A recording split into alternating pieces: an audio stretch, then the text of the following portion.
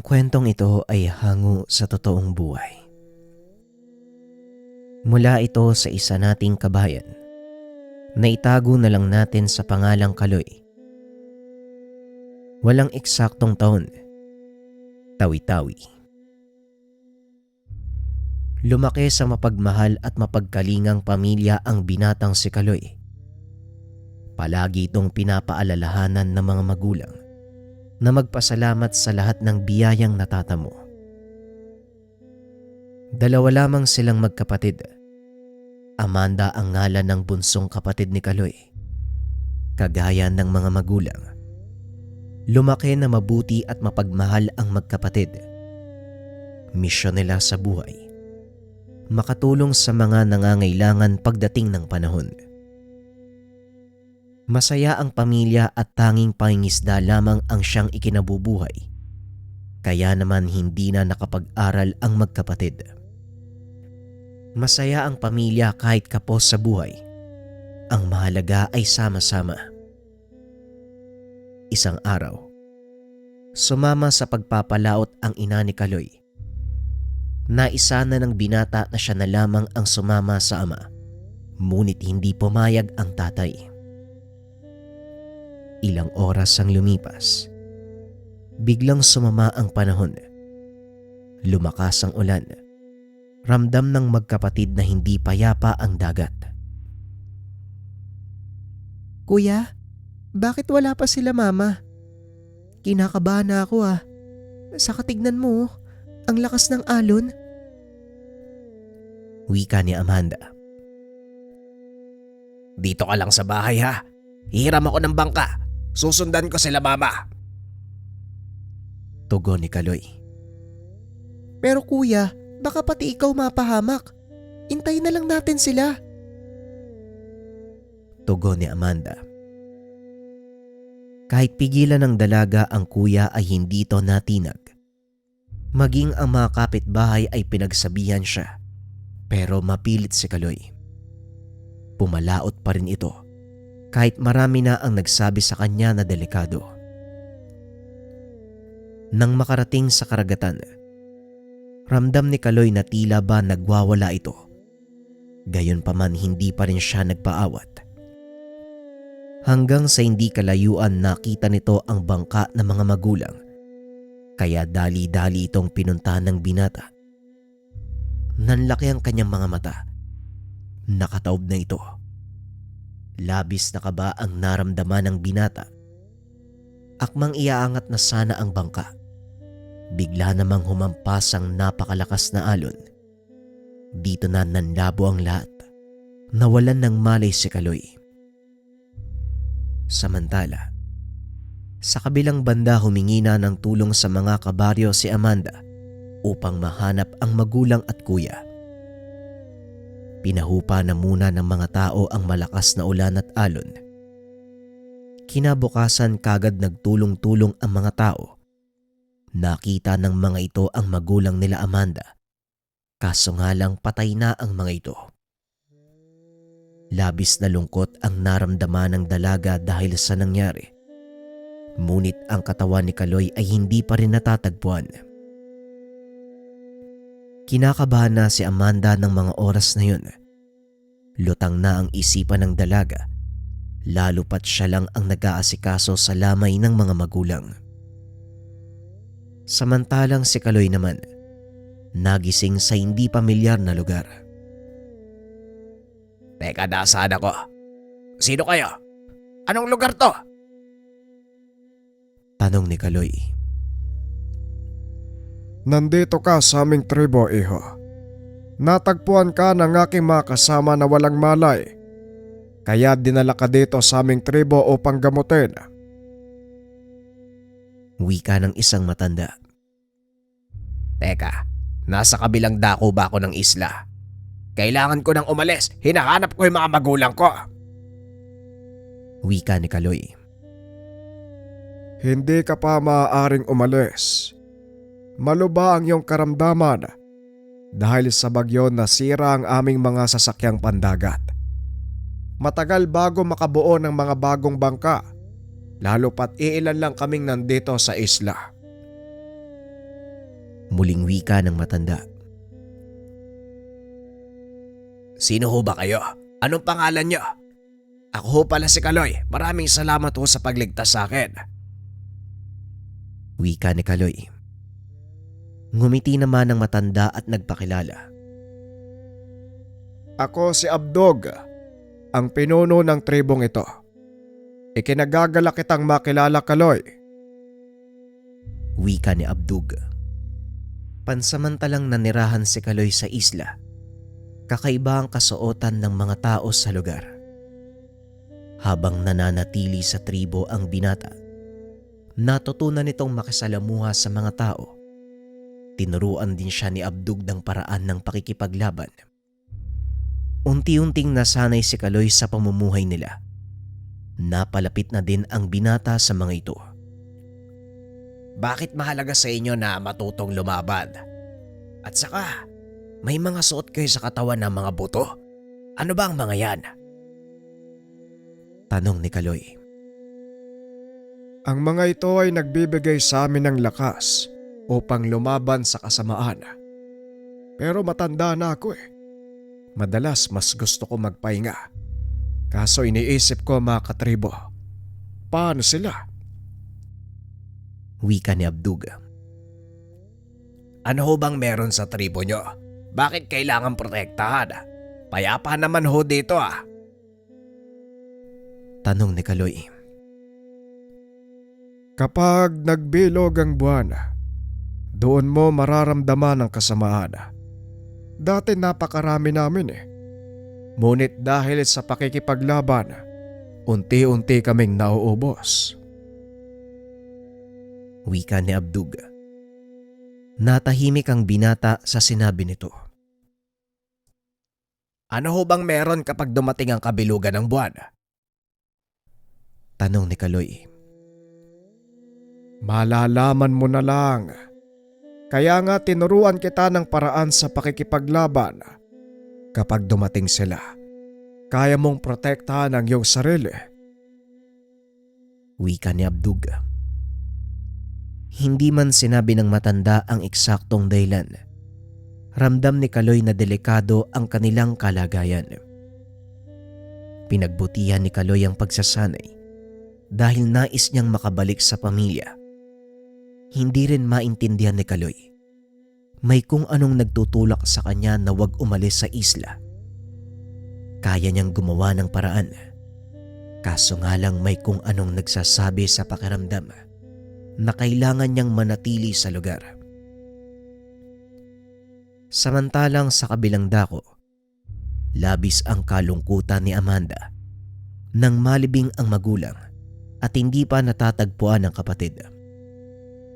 Umaasa ang dalaga na buhay pa si Kaloy, kaya habang wala pa ang kuya, nagsumikap siya sa buhay. Tumulong naman ang mga kapitbahay nila kay Amanda. Kahit papano natutugunan ang kanyang pangangailangan. Naglalaba din ang dalaga upang may panggastos. Nang dahil sa nangyari sa magulang, marami ang nagkusang tumulong kay Amanda at ang iba ay tinulungan ang dalaga na makabalik sa pag-aaral. Pinagbutihan ni Amanda ang buhay dahil nais nitong gumanda ang kinabukasan kung sakali mang wala na talaga ang kapatid. Buwan ang lumipas. Wala pa ring balita ang dalaga sa kuya. Hindi pa rin ito nawala ng pag-asa kahit matagal na panahon na ang lumipas. Hanggat walang bangkay na nakukuha, hindi ako mawawala ng pag-asa. Buhay pa yung kapatid ko. Wika ni Amanda habang nakatanaw sa malawak na karagatan. Naluluha na ito. Kinakaya ang lahat kahit masakit para sa kanya ang mga nangyari, lalo pat naiwang mag-isa. Sa kabilang banda, dumating na ang araw na kinakatakutan ni Abdug. Lahat nagdasal sa ama na sana ay gabayan sila sa gabing iyon. Kasama ang ibang katribo at si Kaloy, naganda na si Abdug. Siguradong malalampasan natin to. Kaloy, maraming salamat sa pananatili. Pero laban ito ng aming tribo. Nakahanda na ang bangka mo sa likod ng isla. Isama mo ang mga mahihina. Umalis na kayo sa lugar. Wika ni Abdug. Teka, sandali lang. Bakit hindi tayo lumikas lahat? Isalba natin ang buhay ng lahat ng tao. Huwag na tayong makipaglaban. Wika ni Kaloy. Hindi mo naiintindihan ng aming tribo. Hindi kami aalis ng hindi lumalaban. Para saan ang aming paghahanda at pagtatanggol sa isla ng aming mga ninuno kung susuko lang kami kagad. Kaloy, ito ang dapat mong tandaan. Karangalan sa amin ang mamatay sa digmaan. Wika ni Abdug. Hindi na nagsalita pa si Kaloy. Siguradong hindi mananalo sila Abdug. Matapos ang ilang oras dumating ang mga nilalang. Hindi naman umalis si Kaloy. Tumulong siya sa pakikipaglaban ng tribo. Naging madugo ang labanan.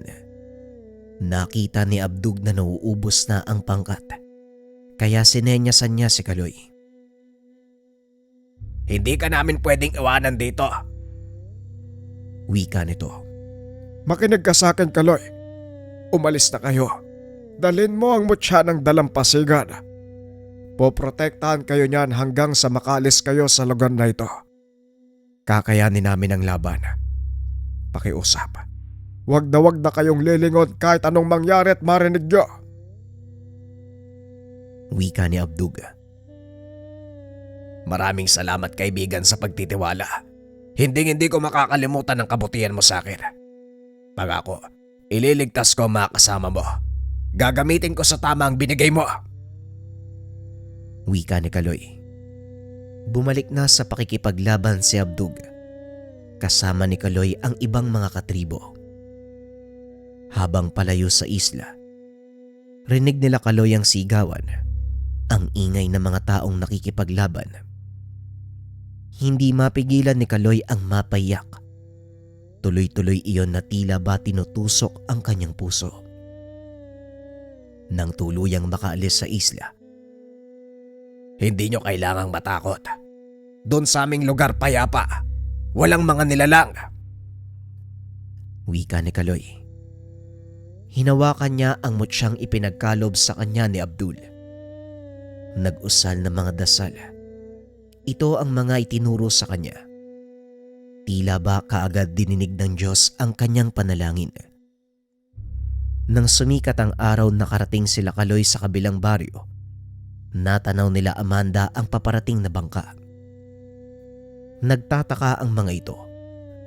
Naganda sa pag-aakalang mananakop ang mga parating.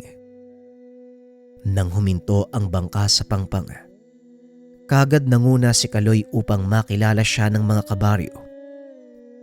Nanlaki mga mata ni Amanda nang muling masilayan ang mukha ng kapatid. Ikaw nga ba yang kuya? Bakit ngayon ka lang bumalik? Saan ka ba nang galing? Wika ni Amanda. Niyakap nito ng maigpit ang kuya. Hindi makapaniwala na muli niya itong makakasama. Mahabang kwento eh. Sa susunod ko na ipapaliwanag. May mga kasama ako mula sa kabilang isla. Sila ang nagligtas sa akin at kumupkup nung mahina pa ako. Ngayon gusto kong ibalik ang kabutihan nila. Wala na ang islang kanilang tinutuluyan. Wika ni Kaloy. Nagtulungan ng mga kababaryo upang maalalayan ang kasama ni Kaloy. Laking pasasalamat ni Kaloy sa mga kabaryo dahil sa kabutihan ng mga ito. Nagpatuloy sa buhay si Kaloy, buhat ng mapa sa kanya ang mutya ng dalampasigan. Tinulungan nito ang mga kabaryo na makahuli ng mga lamang dagat. Umunlad ang baryo ni Kaloy. Lahat ay nagtulungan. Tila ba wala ng problema ang mga ito. Habang si Amanda naman, pinagyabong ang kaalaman sa medisina dahil ito ang kailangan ng baryo. Taon na ang lumipas buhat nang mangyari ang trahedya sa mga magulang ni Kaloy. Napakarami na ang naganap. Habang lumilipas ang araw, hindi alam ni Kaloy Natunton ng mga kalaban ang kanilang baryo sa pagnanais na makuha sa kanya ang mutya ng dalampasigan. Isang gabi habang mahimbing na natutulog ang binata, narinig nito ang malakas na pagsigaw. Kaagad na tumayo si Kaloy at lumabas ng kanilang tahanan. Naglakad ito at sinundan ang naririnig na ingay. Mula sa hindi kalayuan nakita ni Kaloy si Brian, isa sa kanilang mga kabaryo. Kaloy, tulungan mo ko. May kung anong nilalang na umatake sa akin eh. Hindi ko alam kung ano yun. Pero tignan mo ang lalim ng sugat ko. Wika ni Brian. Kaagad namang inakay ni Kaloy ang binata at dinala sa bahay upang gamutin. Nagulat si Amanda nang makita ang sugat sa braso ni Brian na animoy kagat ng kung anong hayop. Anong nangyari kay Brian, kuya? Bakit ang daming dugo? Ang lalim pa ng sugat niya, oh. Wika ni Amanda. May umatake sa akin eh. Hindi ko alam kung anong klaseng hayop ba yun, parang baboy pero kalahating tao. Naglalakad ako sa pangpang, tapos bigla niya akong sinunggaban eh. Wika ni Brian. Natahimik si Kaloy. Hinawakan nito ang sugat ni Brian at nilagyan ng halamang gamot. Ilang sandali ay bigla na lang may nakita si Kaloy na pangitain. Kitang-kita niya kung paanong inatake si Brian. Nandito na sila. Kailangan nating balaan ang buong baryo. Napakunot ang noo ni Amanda sa sinabi ng kapatid. Anong ibig mong sabihin, kuya? Ano ba yan? Sino ba yung tinutukoy mo? Tanong ni Amanda. Sila yung mga tao na gumambala sa kabilang isla. Hindi sila normal na nilalang. Kung tawagin ay aswak, siguradong anumang oras, mas marami pa silang mabibiktima sa lugar natin. Wika ni Kaloy. Natahimik naman si Amanda. Hindi to makapaniwala sa mga sinabi ng kuya. Kuya, wag mo sanang mamasamain, ha? Baliw ka na ba? Totoo ba yung mga ganong nilalang? Tanong ni Amanda. Hindi ako gumagawa ng kwento o nasisiraan ng bait, Amanda. Sige nga, paano mo ipapaliwanag yung sugat ni Brian? Tanong ni Kaloy. Tama siya, Amanda. Nakita ko talaga eh. Iba yung anyo eh. Baboy tapos parang tao. Wika ni Brian. Natahimik si Amanda sa sinabi nito. Pasensya na kayo, ha? Pero ano bang dapat gawin? Tanong ni Amanda. Maging handa sa lahat ng oras. Pero susubukan kong pigilan na magaganap hanggat kaya ko. Matapos ang pag-uusap na yun, naging abala si Kaloy sa pagsaliksik tungkol sa mga kalaban. Inalam ng binata ang kahinaan ng mga nasa kaliwa at kung paano niyang malalabanan ang mga ito. Napansin naman ni Amanda na tila ba palagi lang nag-iisip ang kuya, kaya naman kinausap niya ito. Kuya, kamusta? Ano bang nangyayari sa'yo? Tanong ni Amanda. Napangiti naman si Kaloy sa sinabi ng kapatid. Iniisip ko lang kung paano kita poprotektahan. Maging yung mga kababaryo natin. Paano sila mapoprotektahan? Wika ni Kaloy. Di, turuan mo din ako, kuya. Para hindi na ako makadagdag sa alalahanin mo. Tugon ni Amanda. Mariing umiling si Kaloy at nagbuntong hininga. Ay nako, hindi ko magagawa yon. Ikaw na lang ang mahal ko sa buhay. Kaya poprotektahan kita ng buong puso ko. Wika ni Kaloy. Kuya, matagal ka nang nakabalik, ha? Pero hindi mo pa rin sinasabi sa akin kung anong nangyari sa'yo. Bakit ba ang tagal mong nawala? Tanong ni Amanda. Pagkarating ko sa gitna ng dagat, nakita ko yung bangka ni nanay at tatay. Tumaob na ang bangka nila tapos biglang lumakas yung alon eh. Naging blanco yung paningin ko. Paggising ko, nasa baryo na ako nila Abdug. Nagpatuloy ang kwento ni Kaloy. Naluwa si Amanda dahil sa awa sa kuya sa lahat ng pinagdaanan nito. Matapos ng kanilang pag-uusap, hindi man ganon kahusay si Amanda, sinubukan niyang mag-aral ng kaunti sa pakikipaglaban. Hanggang isang araw habang nasa laot si Kaloy, bigla itong kinabahan. Tumibok ang puso ng sobrang bilis. Kaya naman bumalik kagad ang binata sa kanilang baryo. Dito niya natagpuan ang tahanan na nasusunog. Yung kapatid ko nasaan? Nakalabas ba siya ng bahay? Bakit nasusunog ang tahanan? Tanong ni Kaloy. Teka, sandali lang, kumalma ka kaibigan. Inaapula namin yung apoy. Si Amanda nasan siya? Bakit hindi yung sinasagot na tanong ko? Pumasok siya sa loob eh. Sinubukan ko siyang pigilan, pero Kagad nang kumilos si Kaloy papasok ng tahanan. Nakita ni Kaloy ang kapatid. Yakap-yakap ang larawan ng mga magulang. Kuya, anong ginagawa mo dito? Tanong ni Amanda. Ano bang nasa isip mo, Amanda? Halika na! Mamamatay ka dito! Kagad na binuhat ang kapatid palabas ng tahanan. Nagulat ang lahat. Wala ni isang galos ang magkapatid. Hindi man malinaw kung ano ang pinagmula ng sunog. Nagpatuloy ang buhay ng magkapatid. Muling nagtayo ng tahanan. Kahit mahirap ay nagtulungan ito. Sumapit na ang kabilugan ng buwan. Nagbantay sa buong baryo si Kaloy. Lingid sa kalaman ng binata, sinundan nito ng kapatid. Ilang sandali ang lumipas habang nagmamasid sa paligid si Kaloy. Bigla siyang inatake ng isang nilalang. Hindi naramdaman ni Kaloy ang presensya ng aswang. Malakas ang tanga nitong sabulag. Nang makita ni Amanda na inatake ang kapatid, kagad siyang kumilos. Sinubuyan ng langis ang aswang na mismong gawa ni Kaloy. Nagulat si Kaloy sa ginawa ng kapatid. Kagad umatras ang nilalang. Kuya, ano ba yun? At saka bakit kinukuha niya yung kwintas mo? Tanong ni Amanda. Sa halip na sagutin ang tanong ng kapatid, pinagalitan niya ito. Anong ginagawa mo dito, Amanda? Delikado dito! Tanong ni Kaloy. Napayuko naman si Amanda.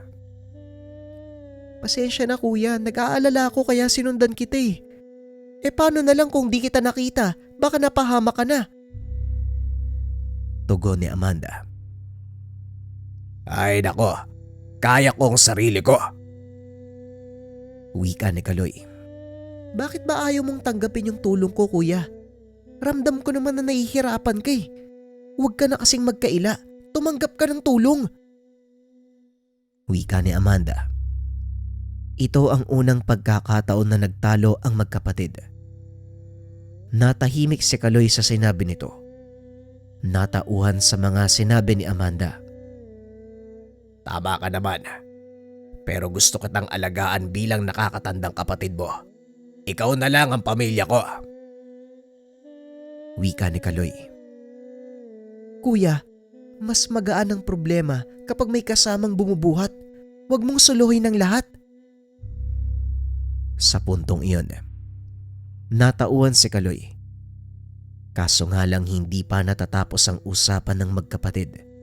Bigla na lang may dumagit kay Amanda. Nanlaki ang mga mata ni Kaloy sa bilis ng pangyayari. Hindi niya na naabutan ang nilalang. Kaagad humingi ng tulong sa mga kabaryo niya si Kaloy. may nasabi sa akin lugar noon si Pinunong Abdug. Pero delikado sa lugar na yung kaibigan. Pwede kang mamatay. Teritoryo nila ang lugar. Wika ni Brian. Hindi naman nagpapigil si Kaloy. Pinilit niyang alamin ang lugar kung saan matatagpuan ang mga nilalang. Ikaw ang bahala sa baryo habang wala ako. Kailangan kong iligtas ang kapatid ko. Kung kaya kong ubusin ang lahi nila, yon ang gagawin ko. Pero kapag hindi ako nakabalik, ikaw na ang bahala dito. Natahimik ang lahat sa sinabi ni Kaloy. Teka, mas mabuti pare kung sasamahan kita. Makakatulong ako sa'yo. Tugon ni Brian. Hindi na kailangan, manatili ka dito. Ikaw ang papalit sa akin kapag hindi na ako nakabalik.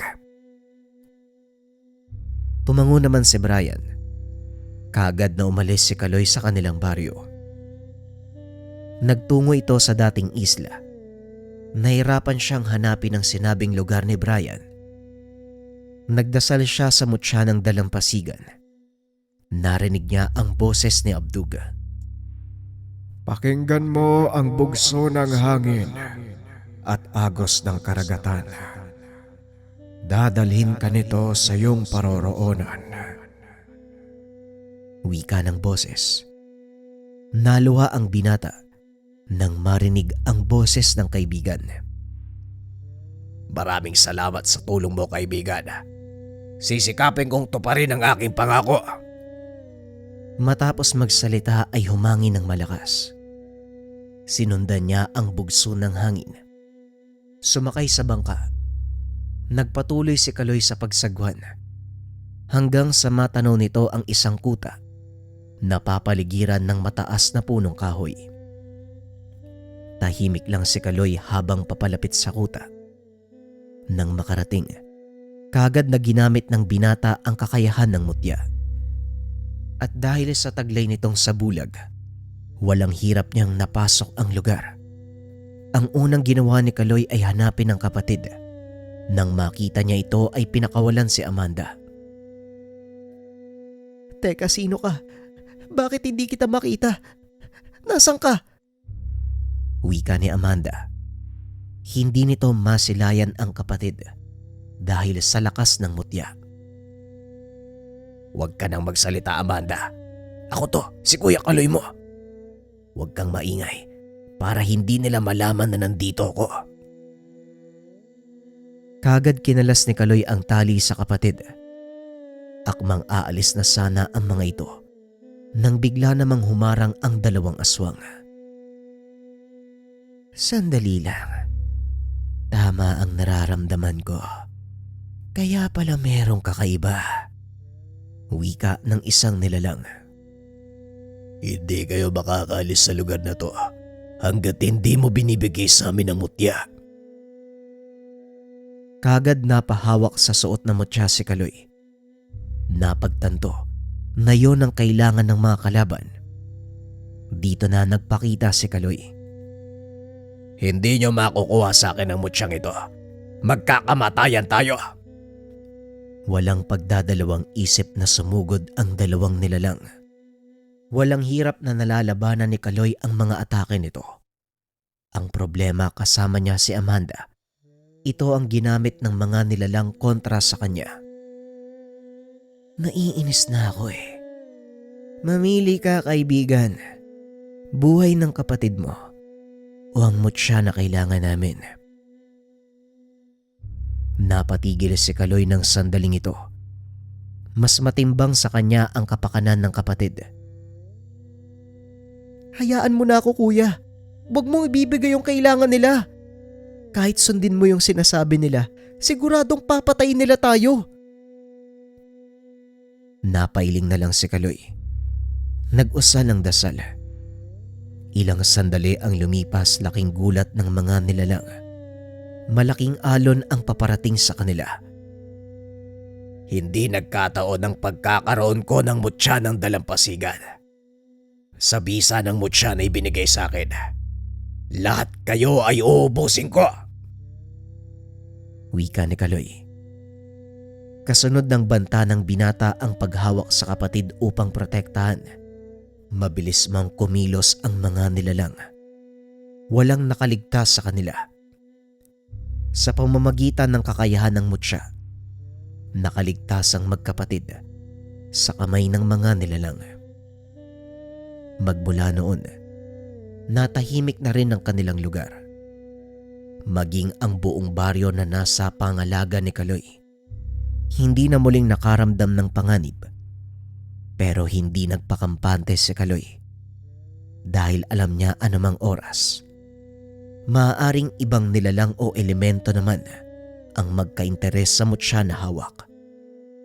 Kapalit ng lakas ng mutya, ang responsibilidad na habang buhay, hinding-hindi ka titigilan ng mga elemento at nilalang at kailangan mong protektahan ang iyong nasasakupan. Maraming salamat sa pakikinig ng kwento mga kabayan. Nga pala yung susunod na kwento, dating istorya na binigyan ko lang ng ibang atake. Sana pakinggan nyo pa rin kasi maraming nagre-request nito. At para ito sa mga bago nating listeners, kung sakaling napakinggan na, pwedeng skip ang kwento at wag nang mag-comment ng kung ano-ano. Maraming salamat. Ang kwentong ito ay hango sa totoong buhay. Mula ito sa isa nating kabayan na itago na lang natin sa pangalang Manuel. Walang eksaktong taon, probinsya ng Iloilo. Magandang araw mga kabayan. Uunahan ko na kayo. Maaaring hindi kayo maniwala sa kwentong inyong maririnig. Ngunit ito po ay totoong pangyayari. Minabuti na lang na itago ang pagkakakilanlan ng mga taong tampok sa kwento para hindi mailantad ang pagkakakilanlan. Ilang taon pa lang ang nakakalipas. Napabalita sa social media ang kwento tungkol sa sanggol na napalitan ng puno ng saging. Naganap ito sa bayan ng Iloilo. Hindi na rin natin babanggitin ang eksaktong lugar dahil sa oras na marinig ito ng mga taga roon, kaagad nilang matutukoy kung saan ito nangyari. Bagaman kumalat sa buong bansa ang kwento, wala pong nakakaalam ng totoong nangyari. Kaya po lakas loob akong lumapit sa isa sa mga manunulat ng inyong channel upang ibahagi ang kwento. Ako po si Manuel, tubong Balasan, Iloilo, 27 taong gulang. Kasalukuyan akong nagtatrabaho sa bayan kung saan nangyari ang kwento. Pasensya na kayo kung hindi ko pwedeng banggitin ang pangalan ng bayan para protektahan ang integridad at turismo sa lugar. Nung mga panong ito, sa pantalan ako naglalagi. Isa ako sa mga kargador na tumutulong magbaba ng gamit ng mga pampasahero mula sa Bacolod. Madaling araw pa lang ay naglalakad na ako papunta sa lugar. Wala pang sariling motor. May kalayuan ito mula sa aking tinutuluyan. Wala namang kakaiba sa lugar na tinitirhan dahil malapit ito sa mismong kabisera ng bayan at talagang napakaraming tao ang nakatira sa lugar. May ilang malalaking bahay din ang nakatayo dahil karamihan sa mga kapitbahay ko rito nakapag-abroad o hindi kaya naman seaman ang asawa o anak. Tuwing aalis ako ng tahanan, kapansin-pansin ang dalawang matandang naglalakad papunta sa palengke. Daanan kasi ang iskinita namin papunta doon sa lugar. Maniwala kayo o hindi, sa araw-araw na ginawa ng Diyos, tuwing lalabas ako sa madaling araw ay siya ding pagdaan ng mga ito.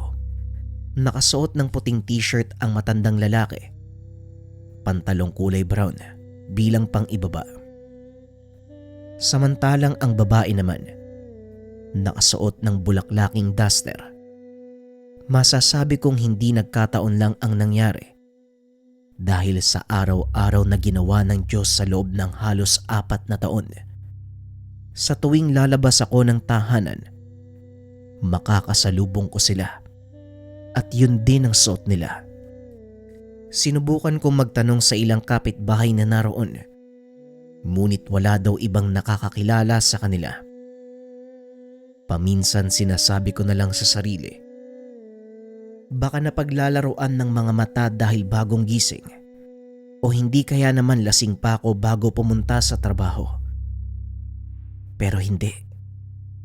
Madalas nasa maayos ang kondisyon ng aking isipan, kaya sigurado kung totoong nakikita ko sila. Kung minsan hinahabol pa ang mga ito ng aso ng kapitbahay. Sa sobrang kuryosidad, naisipan kong sundan ng mga ito.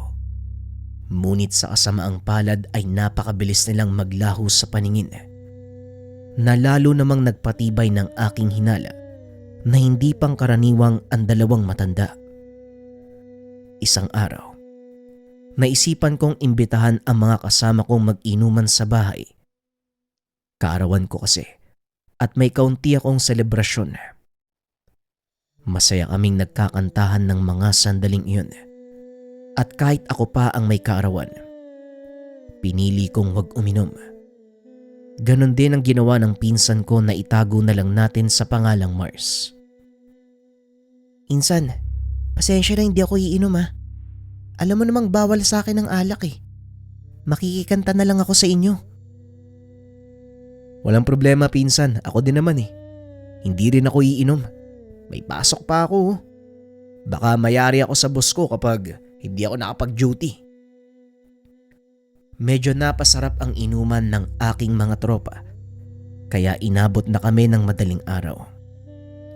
Hindi na ako nakatulog. Nagpaalam ako sa pinsan na papasok na. Iniwan ko siya sa bahay para bantayan ang mga lasing naming kaibigan. Baka gumawa ng gulo sa paligid at mapahamak. Ikaw na munang bahala sa mga yan, pinsan ha. Kapag nag-uwian na, pakisara na lang yung bahay. Walang problema pinsan. Tara, hatid na kita. Andiyan naman yung motor ko sa labas eh. Sinamahan ako ni Mars palabas ng tahanan. At gaya ng inaasahan, muli ko na namang nakita ang dalawang matanda. Sa pagkakataong iyon, dalawa na kami ng pinsan ko. Nalaman ko din nakakilala pala ito ni Mars. Insan, yan yung dalawang matandang sinasabi ko sa'yo. Ganitong oras, palagi ko silang nakikitang dumadaan dito eh. Habang nagsasalita, pinagmamasdan ko ang dalawang matanda. Nang lingunin ko si Mars, nakita ko itong namumutla na parang nakakita ng aswang. Mga aswang inikas. Kilala ko na sila. Taga dikto sa may Roma. Nagaano di sila man? Wika ni Mars, na ang ibig sabihin sa salitang Tagalog. Mga aswang ang mga yan pinsan. Taga doon yan sa Roma. Ano kaya ang ginagawa nila dito? Batay sa reaksyon ng mukha ni Mars, napagtanto kong totoo ang sinasabi nito. Maging ako ay nakaramdam ng kilabot. Ngunit mas nanaig sa akin ang kuryosidad. Ano kaya kung puntahan natin yung tahanan ng dalawang matandang yan? Nanlaki mga mata ng pinsan nang marinig ang mga katagang ito. Nababaliw ka na ba? Bakit mo pupuntahan yung bahay ng mga aswang? Naku insan, ayusin mo yung takbo ng utak mo ha. Hindi ka naman nila inaano eh. Kung sabagay, dumadaan nga lang sila dito. Tara na nga, mauli na ako sa trabaho eh. Nakatatak sa aking isipan ang sinabi ni Mars. Simula ng araw na yun sa tuwing lalabas ako ng tahanan, inaantay kong lumampas ang dalawang matanda bago tuluyang maglakad papunta sa trabaho. Ngunit isang umaga, wala akong pasok dahil may bagyo.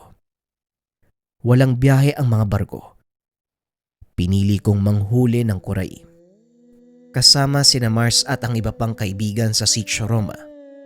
Malapit na sa dagat ang lugar. Madalas ito ang aming pinupuntahan kapag napagtrepa naming kumain ng alimango o hindi kaya naman manghuli ng kahit anong lamang dagat. Medyo malakas na ang ihip ng hangin ng mga oras na yun.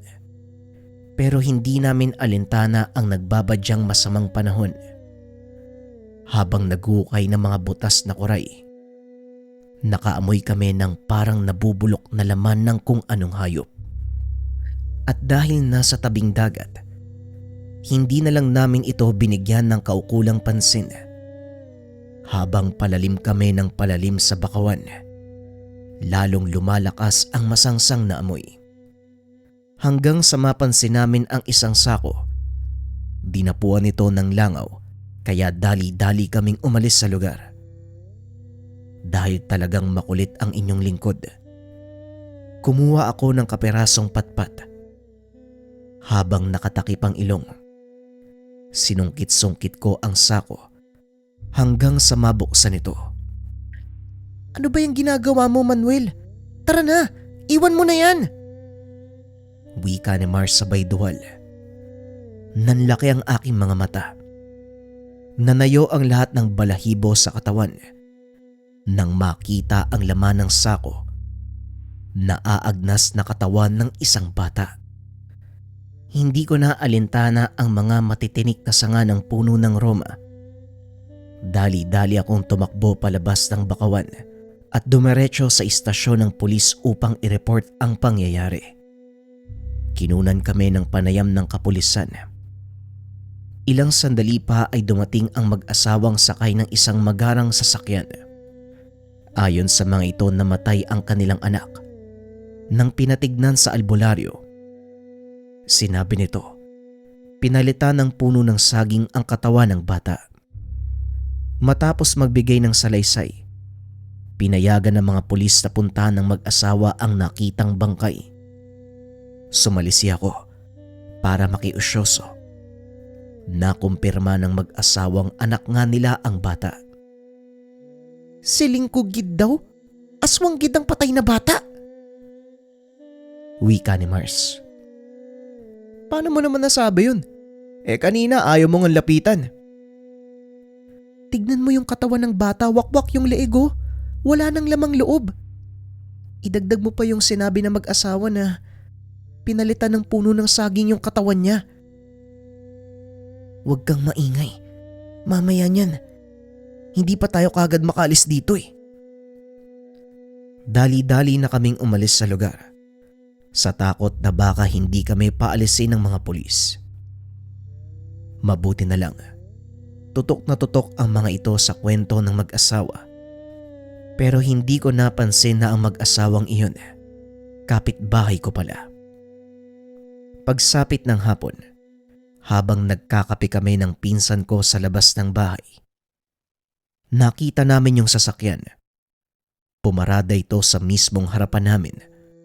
Ang unang bumaba ay yung babae. Napatitig ito sa akin at walang pagdadalawang isip na lumapit. Di ba ikaw yung nakakita sa anak namin doon sa may Roma? Pwede bang sabihin mo sa amin kung paano mo siya nakita? Ano ang lagay niya? Kayo po pala yan, Ate Mila. Pasensya na po ah. Hindi ko po kayo kagad nakilala eh. Hindi ko rin po masyadong nakita pero pagdating sa presinto, doon ko na po nakita yung lahat eh. Wakwak na po yung katawan ng anak nyo. Habang nag-uusap, lumabas naman ng sasakyan ang asawa ni Ate Mila. Naitago na lang natin sa pangalang Kuya Pancho. Maraming salamat sa iyo, Manuela. Kung di mo nakita yung anak namin, hindi rin namin mapapatunayan yung sinabi ng albularyo. Bakit po kuya? Ano po ba yung sinabi ng albularyo? Tanong ni Mars. Inaya kami ni Kuya Pancho sa kanilang tahanan para doon pag-usapan ang pangyayari. Pagpasok pa lang ng bahay, nakita ko na ang larawan ng bata. Saktong pagkaupo namin ay nagsimulang magkwento si Kuya Pancho. Ayon sa salaysay nito, mahimbing na natutulog ang mag-asawa nang bigla silang magising sa kalabog mula sa loob ng kwarto ng kanilang anak. Dali-daling lumabas ng silid ang mag-asawa upang tignan ito. Pagpasok sa loob ng silid, nakita nilang bukas ang bintana. Nakahinga ng maluwag ang mga ito nang makitang mahimbing na natutulog ang kanilang anak. Kaso nga lang kinabukasan, gigisingin sana ito ni Ate Mila para pumasok ng eskwela. Naramdaman niya malamig ang katawan ng anak at hindi na humihinga. Dali-daling tumakbo pababa si Ate Mila. Kalong-kalong ang wala ng buhay na bata. Sinubukan nilang itakbo sa ospital. Ngunit ang sabi ng doktor ay patay na ito. Nagpa siyang iuwi ng mag-asawa ang bata. Nagpatawag ng albularyo para malaman ang totoong dahilan ng pagkamatay ng bata. Dahil walang lumabas na resulta sa pagsusuri ng mga eksperto. Mag-asawang albularyo ang pumunta sa kanilang tahanan. Batay sa obserbasyon ng mga ito, pinalitan ang anak ni Kuya Pancho. Nung una ay hindi pa naniniwala ang mag-asawa, kaya ang ginawa ng dalawang matanda, binalot ang katawan ng bata sa banig, inilabas palabas sa bintana. Napasigaw si Ate Mila nang gawin ito ng dalawang matanda.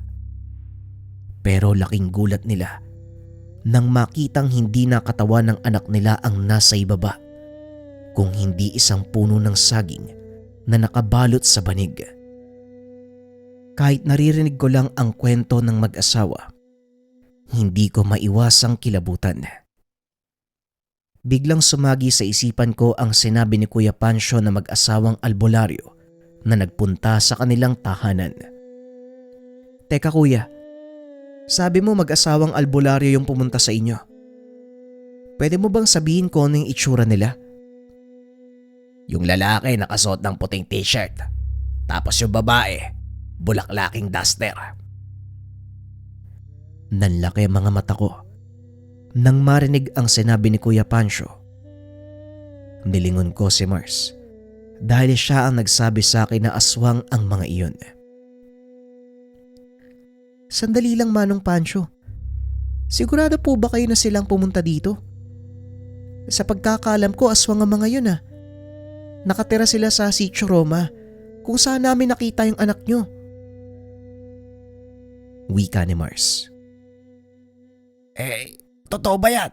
Sigurado ba kayo sa sinasabi niyo? Tanong ni Kuya Pancho. Oo kuya. Ilang beses ko nang nakita yung dalawang matanda na yan eh. Merong daladalang bayong. Tapos minsan, meron pang tumutulo dun eh. At saka marami ding nagsasabi, aswang talaga yung mag-asawang yun. Habang nag-uusap ang tatlo, may kung anong pumasok sa aking isipan ng mga sandaling iyon. Hindi na muna ako nagsalita dahil alam kong tututol si Mars. Pagkatapos ng pag-uusap ay kagad na kaming umuwi. Wala akong sinabi kay Mars tungkol sa aking mga plano. Hanggang kinabukasan ng madaling araw, naglakad ako palabas ng eskinita nang makita ko ang dalawang matanda. Sinadya kong magtago. Nang makalagpas sila ay sinundan ko ang dalawa. Kinakabahan din ako sa gagawin ko ng mga sandaling iyon. Dahil kung sakali mang totoo ang iniisip namin tungkol sa dalawang matanda, siguradong hindi na ako aabutin ng sikat ng araw. Tuloy-tuloy sa paglalakad ang dalawa. Nang biglang huminto ang mga ito, lumingon sa aking kinaroroonan. Hindi ako nagpalata. Dire-diretso sa paglalakad. Kunwari may iba akong pupuntahan sa parehong direksyon. Paglampas ko sa dalawa ay lumingon ako. Pero wala na ang mga ito. Dali-dali akong bumalik sa kanilang kinaroroonan sa pagbabaka sakaling makita pa sila. Pero wala na. Hindi ko na naabutan ang mga ito. Nagpasya akong tumuloy na lang sa trabaho. Akmang lalakad na sana nang bigla namang humarang sa harapan ko si Mars. Anong ginagawa mo dito? Bakit mo sila sinundan? Tanong ni Mars. Ikaw nga yung dapat kong tanungin eh. Anong ginagawa mo dito? Kahapon na magkahiwalay tayo, pinuntahan ko si Manong Abyang, yung albularyong taga Saraga. Inilapit ko yung kaso ng mag-asawa eh. Mamayang hapon pupunta daw siya. Huwag ka munang pumasok ngayon, tara. Samahan mo ko sa bahay ng dalawang matanda. Hindi na ako nakatanggi sa pag-aya ng pinsan. Dali-dali kaming nagpunta sa tahanan ng dalawang matanda. Napansin naming walang tao sa bahay. Hindi ako pwedeng magpakita sa kanila, Mars. Ang mabuti pa, ikaw na lang ang makipag-usap sa kanila. Kung sakali, baka masira lang yung plano natin eh. Sinabi sa akin ni Mars ang balak nitong gawin. Papupuntay ng dalawang matanda sa bahay nila Manong Pancho. Magkukunwaring hingi ng tulong para mahanap ang pumatay sa anak. At sa oras na naroon na ang mga ito, saka naman papasok ng bahay si Manong Abyang. Ilang sandali pa, nakita ko nang paparating ang dalawang matanda. Tumayo na din si Mars upang kausapin ang mga ito. Maayos namang nakipagharap ang dalawang matanda. Pumayag ang mga itong puntahan sina Kuya Pancho sa bahay. Nauna ako maglakad pabalik dahil sa hindi ako pwedeng makita ng dalawang matanda. Hindi naman ako nag-aalala kay Mars dahil alam kong walang gagawing masama ang dalawang matanda sa kanya. Ilang sandali pa ay nakabalik na ako sa bahay ni Kuya Pancho. Naroon na rin si Manong Abyang, kaso nga lang doon siya nanatili sa aming tahanan. At dahil magkalapit lang ang dalawang bahay, matatanaw namin ang pagdating ng dalawang matanda. Habang nag-aantay, binigyan ko ng kape si Manong Abyang, ngunit hindi niya ito tinanggap. Sa kadahilanang may ritual siyang ginagawa sa sarili, hindi pwedeng malamanan ng kahit ano ang kanyang sikmura. Ilang minuto pa ang nakalipas ay dumating na ang hinihintay namin. Naglalakad ang dalawang matanda papasok ng bahay nila Manong Pancho. Nakangiti pa ang mga ito habang sinasalubong ng dalawang mag-asawa. Nilingon ko si Manong Abyang na nooy nakatitig lang sa kawalan. Pasipol-sipol pa ito. Maya-maya ay dumating si Mars. Sinabihan kaming pumasok na sa bahay. Akmang tatayo na sana ako nang biglang magsalita si Manong Abyang. Magsasayang lang kayo ng oras. Hindi sila ang aswang na hinahanap nyo. At sasabihin ko din sa inyo, hindi aswang ang dalawang matandang yan. Mga manggagamot talaga sila galing sa Antique. Hindi lang ako sigurado kanina pero may kutob na ako na si Aling Tisyang at Mang Herber ang sinasabi nyo. Marami na pong nagsasabi na aswang ang dalawang yan eh. Kaya sigurado po kami na sila yung pumatay sa anak ni Manong Pancho.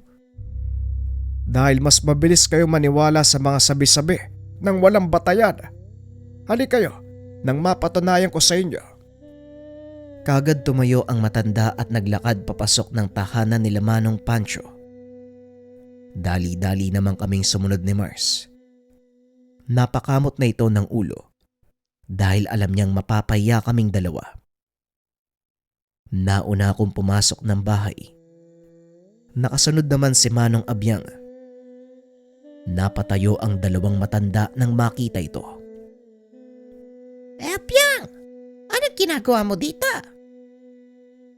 Tanong ni Aling Tisyang. Pinatawag ako ng dalawang to eh. Hindi ko din alam kung bakit.